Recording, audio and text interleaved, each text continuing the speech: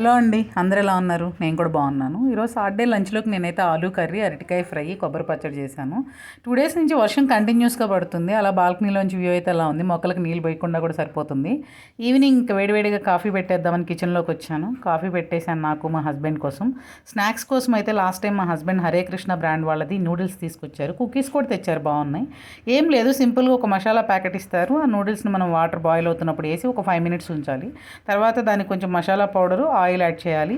మళ్ళీ ఇంకో కడాయిలో మనం ఆయిల్ వేసుకొని ఏవైతే మనం దగ్గర వెజిటేబుల్స్ ఉన్నాయో క్యాబేజీ, బీన్స్, క్యారెట్, క్యాప్సికమ్ వేసుకోవచ్చు. నేనైతే క్యారెట్, క్యాప్సికమ్, గ్రీన్ చిల్లీస్ వేస్తున్నాను.